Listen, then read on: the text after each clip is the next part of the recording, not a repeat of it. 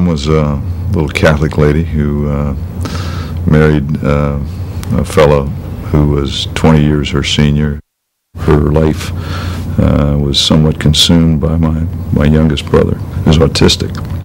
We lived in very modest circumstances in South Arlington. I used to hitchhike into high school. My mother didn't work, so we had to live off what my dad made, which was not much. And of course, I had as many jobs as I could handle and still go to school. Jim's mother insisted that he keep his grades up so he could earn a scholarship to private school. He did, at least for a while. I left the school somewhat abruptly in my senior year. I say I quit. My mother said I was thrown out.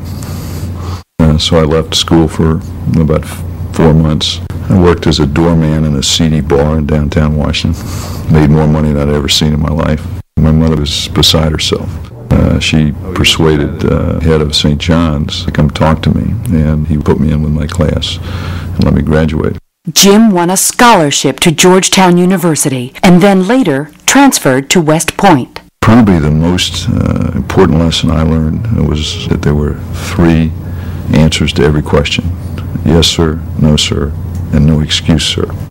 Later in life, I understood that if you're a platoon leader and you take your men up a hill and get half of them killed, and you're writing letters to the mothers, explaining why there was more enemy than you thought, or we didn't have the right ammunition, mother didn't want to hear that. There is no excuse. You got her boy killed. And if you're the head of a large corporation and you lead it into the brackish backwaters of technology and have to lay off 100,000 people, there's no excuse. You should have known. My goal when I got out of the Army was to get into business and get enough assets so that money wasn't an issue. A classmate of mine taught me into getting involved with a high-tech company. As soon as somebody tells me you can't, I think I've been extraordinarily lucky, both in combat, business, and my personal life.